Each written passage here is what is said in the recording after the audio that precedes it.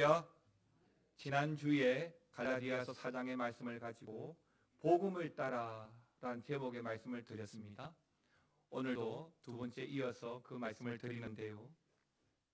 사람이 왜 예수님을 믿냐고, 왜 하나님을 믿어야 하느냐고 물어보면 당연히 우리는 천국에 가려고, 구원받으려고, 죄 가운데 살지 않으려고 라고 답변을 해야 한다고 믿습니다. 그리고 구원받은 후에 그러면 어떻게 살아야 되느냐고 물어보면 여러 말이 있을런지 모르겠지만 오늘 본문 갈라디아서는 복음을 따라서 살라라고 말씀합니다. 우리 같은 죄인이 하나님과 함께 살 수 있는 것은 오직 우리가 복음을 따라서 예수님으로 말미암아 살기 때문에 가능한 것입니다. 그러니까 나 같은 죄인을 위해서 십자가에 죽기까지 위하시는 그 예수님을 내가 믿고 있기 때문에 하나님이 나를 불쌍히 여기시고 긍휼과 자비를 베풀어 주시는 것입니다. 결코 우리가 외적으로 더 훌륭하고 꽤 괜찮아 보여서가 아닙니다. 오늘 본문 갈라디아서 4장은 그 복음을 믿고 예수님으로 말미암아 옷 입고 살아가는 성도들이 이제 구체적으로 어떻게 살아가야 되는지를 보여주고 말씀하고 있습니다. 말씀의 제목처럼 사도 바울은 이 갈라디아 교회 구원받은 성도들이 어떻게 살아가야 될 것인가, 복음을 따라 살라라고 말씀합니다. 그 말씀의 은혜를 받으면서 구체적으로 알아가기를 원하는데요. 그 첫 번째가 바울과 같이 복음을 따르라는 말씀입니다. 먼저 바울은 갈라디아서 4장 12절 말씀을 통해서 자신과 같이 되라, 나와 같이 되라 라고 말씀하였습니다. 그런데 이게 얼마나 어렵고 힘든 일인지 우리는 알잖아요. 왜냐하면 우리가 어지간해서는 이렇게 말하고 또 이렇게 살기가 어렵다는 것을 알기 때문입니다. 그런데도 바울은 너무도 당당하게 자신처럼 나와 같이 되라라고 말하고 있는 것입니다.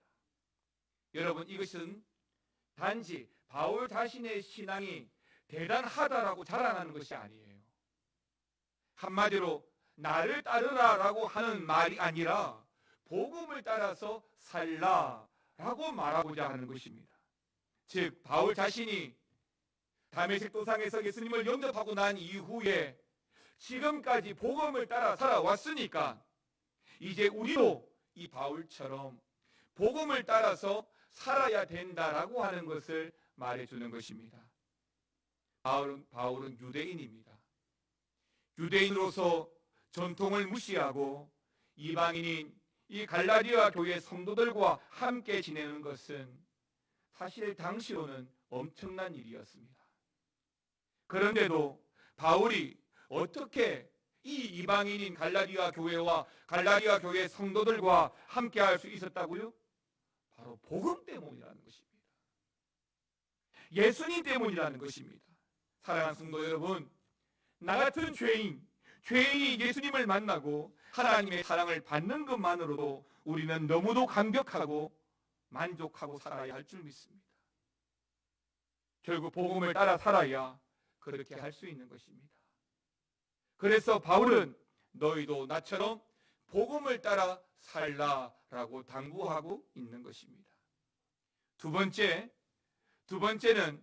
복음을 따라 살지 않았던 갈라디아 교회 성도들입니다.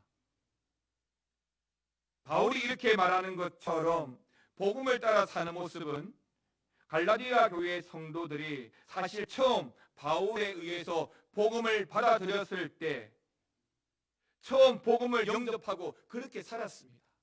복음을 붙잡고 복음으로 살았습니다. 그런데 갈라디아서 4장 13절에 보니까 바울이 처음에 어떤 계기로 여기 갈라디아 교회에 복음을 전하게 되었는지를 말씀해 주고 있는데요. 그러니까 바울이 자신의 육체의 약함 때문에, 자신의 육체의 그 질병 때문에 갈라디아 지역을 방문했다가 복음을 전하게 되었다라고 하는 것입니다. 바울에게는 사실 원래부터 육체의 가시가 있었습니다.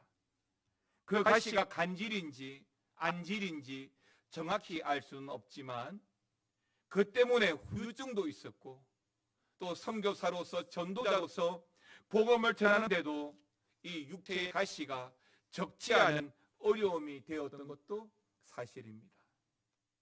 그런데도 바울이 그 질병, 육체의 가시, 그리고 안질 때문에 힘들어하니까 처음 복음을 받아들였던 이 갈라디아 교회 성도들은 바울을 위해서 눈이라도 빼주고 싶었을 정도였다라고 했습니다.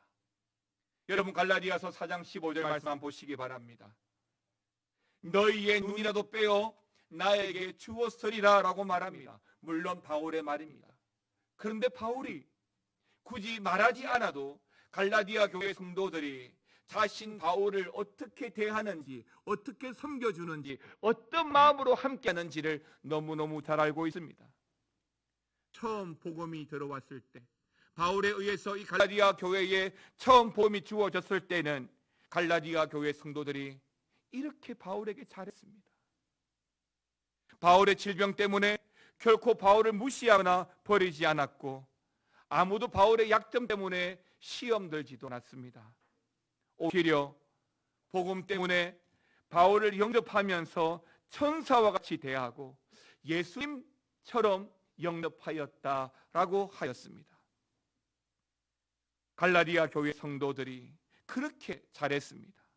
그런데 어떻게 이렇게 바울을 잘 대하고 이렇게 잘할 수 있었을까요? 그것 또한 복음 때문입니다. 그 또한 예수님 때문입니다. 바울 때문이 아니라 예수님 때문에, 그 복음 때문에 바울을 천사처럼 예수님을 대하듯 그렇게 영접하였던 것입니다. 복음을 깨닫고 복음을 따라 살아가니까 얼마든지 그렇게 할 수 있었던 겁니다. 내가 그리스도와 함께 십자가에 못 박히고 다시 그리스도와 함께 살아나니까 그럴 수 있는 겁니다. 그 때문에 더 이상 육체의 눈으로 사람을 보지 않고 예수님의 눈으로 바라보니까 그럴 수 있는 겁니다. 그러나 그렇게 잘했던 이 갈라디아 교회와 갈라디아 교회 성도들이 지금은 이 15절처럼 되고 말았습니다. 15절에서 바울이 첫 서두에 뭐라고 말합니까? 너희의 복이 어디 있느냐라고 말합니다.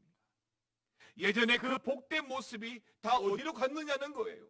그렇게 사랑스럽고 그렇게 잘하던 그 모습이 다 어디로 가버렸냐는 것입니다. 전에는 사람을 외모로 평가하거나 판단하지 않았습니다. 허물과 약점이 많이 있음에도 불구하고 서로를 예수님과 같이 아름답게 대접하던 그 모습이, 그런 복된 모습이 다 어디로 갔느냐는 것입니다. 그렇다면 갈라디아 교회가 왜 이렇게 되었을까요? 바울을 천사처럼 예수님처럼 영접하고 서로에게 주의 사랑으로 그렇게 친절하게 대했던 이 갈라디아 교회와 성도들이 어떤 이유 때문에 지금은 바울을 공격하고 외모로 평가하고 끼리끼리 당을 지고 편을 지어 나뉘게 되었을까요? 예, 그것은 바울이 떠나고 난 이후에 이 갈라디아 교회에 들어온 거짓 교사들로 말미암아 복음이 아니라 율법을 붙잡았기 때문입니다. 복음을 따르고 예수님을 따를 때는 바울의 많은 약점과 허물을 덮어주었던 것이 이제는 율법을 받아들이게 되니까 이제는 바울의 약점과 허물만 보이고 오히려 그것들이 바울을 비판하게 하는 이유와 거리가 되었던 것입니다. 그래서 바울은 예수님같이 대하던 사람들이 이제는 본문 16절 말씀처럼 바울을 원수처럼 여기고 원수처럼 대하고 있는 것입니다. 사랑하는 성도 여러분, 이 갈라디아 교회와 성도들이 바울을 천사와 같이 예수님과 같이 대하였다라고 하는 그 말이 자꾸만 우리 마음에 남습니다. 그런데 사실 처음 이 갈라디아 교회가 바울을 이렇게 잘 대하고 잘하는 그때까지만 하더라도 바울은 육체적으로 큰 허물이 있던 때였습니다. 그런 허물에도 불구하고 교회는 사도 바울을 굉장히 잘 대해 주었던 것입니다. 그런데 여러분, 이렇게 바울에게 잘 대해 주는 게 그것도 그렇게 쉬운 게 아닙니다. 그럼에도 이런 모습이 참된 교회의 모습이고 참 성도의 모습이어야 한다고 믿습니다. 이유와 조건을 굳이 묻는다면 예수님 때문에, 복음 때문에 기꺼이 섬기고 사랑하고 영접하는 것입니다. 처음 갈라디아 교회처럼 우리 미아중앙교회도 지나간 많은 시절이 있고 때로는 아픔의 순간도 있었지만 처음 갈라디아 교회의 이 모습처럼 언제나 서로를 존중하고 사랑하고 예수님 때문에, 복음 때문에 건강한 교회, 행복한 성도로 세워지고 살아가는 저와 여러분의 시기를 주의 이름으로 축원합니다. 마지막 세 번째는 여러분, 해산하는 수고가 필요합니다. 사실 갈라디아 교회는 복음에서 떠나 율법으로 되돌아가게 한 자들이 있었습니다. 복음을 붙잡았던 그 교회가 복음을 버리고 율법만 남게 되어진 이유가 있었습니다. 그럼에도 그들이 그래도 열심을 내고 믿음으로 살아가려고 하는 성도들이 있었는데 그를 어떻게 한다고 했습니까? 여러분, 4장 17절 말씀 같이 한번 읽어보겠습니다. 그들이 너희에게 대하여 열심을 내는 것은 좋은 뜻이 아니요 오직 너희를 이간시켜 너희도 그들에게 대하여 열심을 내게 하려 함이라. 여러분, 율법이 들어와서 복음을 던져버리고 교회 안에 율법이 가득하게 되었지만 그럼에도 불구하고 어찌 되었든지 믿음으로 살아가려고 하는 열심을 품은 몇몇 성도들이 있었습니다. 그런데 그들이 그렇게 열심을 품는 그들에게 어떻게 한다고 했습니까? 17절 보니까 너희를 이간시킨다라고 했습니다. 그래서 결국 자신들을 위하여 열심을 내게 한다라고 말하고 있습니다. 다시 말하면 자기 편을 만든다는 것입니다. 여러분, 교회가 어느 순간 이 편 내 편이 있고 이 당 저 당이 있기 시작하면 그때부터 교회는 분열하고 무너지기 직전이 되는 것입니다. 교회는 어찌되었든지 그리스도의 사랑으로 하나 되고 어찌되었든지 십자가의 복음으로 말미암아 하나 되어서 주의 일을 할 때도 함께하고 기도할 때도 함께하고 지금은 코로나 때문에 어렵지만은 식사할 때도 함께하는 겁니다. 앞서 전장인 3장 28절에서 갈라디아서 3장 28절에서 예수 그리스도의 옷을 입으면 어떻게 된다고 했습니까? 하나가 된다고 했습니다. 예수님 때문에 하나가 된다라고 했습니다. 그러나 사람들은 오히려 성도들을 이간시키고 자기 편으로 만드는 사람들이 있었던 것입니다. 이들이 하는 일이 무엇입니까? 바울의 허물을 자꾸만 덜추어내고 바울의 안 좋은 경력들을 자꾸 교회 안에 말하게 하면서 바울이 문제가 있다고 말하는 것입니다. 그렇게 바울과 성도들을 이간질하였던 것입니다. 그리고 자기 편으로 만들고자 한 것입니다. 그러나 사랑하는 성도 여러분, 복음을 따라 사는 사람, 예수를 따라 사는 사도 바울은 이 소식에, 이 일에 대하여서 어떻게 하고 있을까요? 여러분 19절 말씀 한번 보십시오. 19절 말씀을 같이 한번 읽겠습니다. 나의 자녀들아, 너희 속에 그리스도의 형상을 이루기까지 다시 너희를 위하여 해산하는 수고를 하노니. 아멘입니다. 사도 바울은 다시 해산하는 수고를 하겠다라고 말씀하고 있습니다. 여러분, 다 그런 것은 아니지만 자식을 향한 부모의 마음이 똑같다라고 이야기하지만, 그래도 죄송하지만 아버지의 사랑보다는 모성애가 더 큰 것 같습니다. 어머니가 자식에게 더 많은 애정을 가지고 있는 것 같습니다. 왜 그럴까요? 굳이 설명하자면 해산하는 수고가 있었기 때문입니다. 뱃속에서 10개월 동안 품고 함께 태동을 느끼면서 고생하며 양육하고 낳았기 때문입니다. 그렇게 고생해서 낳은 자식이기 때문에 그 자식이 부족해도, 또 흠이 많아 보여도, 심지어 세상이 감당하지 못할 큰 문제를 일으켜도 결코 포기하지, 결코 버리지 않는 것입니다. 부모이기 때문에 자식을 위해 평생토록 해산하는 수고를 하고, 또다시 자식을 위해서라면 해산하는 수고를 하려는 것입니다. 어제는 지난 추수감사절에 유아 세례를 받은 우리 장채린, 정사무엘 부부의 딸 정시온이의 첫 생일이었습니다. 코로나 때문에 근사하게 생일잔치는 못해줬지만 우리 한미혁 권사님이 사진으로 보여주는데 우리 시온이가 얼마나 예쁜지. 그런데 거기서 채린이랑 우리 그 시온이랑 함께 찍은 엄마 채린 자매를 보는 거예요. 아가씨 때만 하더라도 그렇게 날씬하고 또 약해 보여서 어찌 결혼하고 나면 애라도 잘 낳을지, 잘 키울지 염려가 되었는데, 지금은 다른 어느 엄마 못지않게 시온이를 잘 돌보고, 또 그런 마음이 그 사진에도 느껴지는 거예요. 정말 누구보다도 잘 키울 거라고 믿습니다. 왜일까요? 제가 잘못 봤을까요? 아닙니다. 차이가 있다면 엄마가 되었다는 거예요. 차이가 있다면 해산하는 수고가 있었다는 겁니다. 그런 말이 있잖아요. 여자는 약하지만 엄마는 강하다는 말이 있잖아요. 왜 엄마가 강하죠?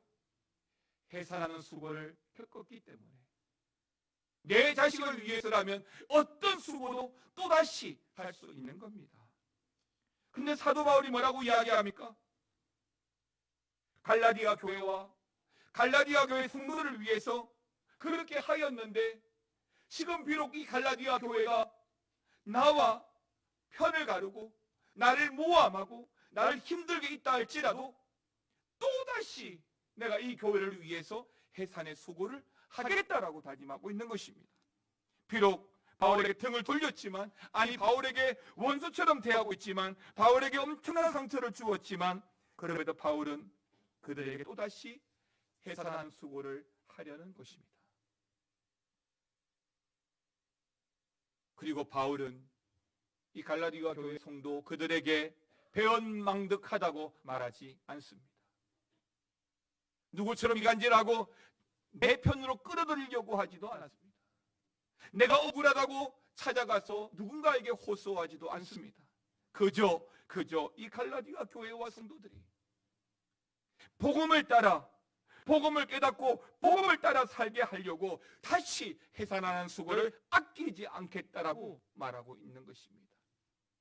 그 때문에 40의 하나 가만매를 수없이 맞고 강의 위험과 물의 위험과 불의 위험을 경험한다 할지라도 복음을 위해서 기꺼이 이 해산의 수고를 또 하겠다는 것입니다.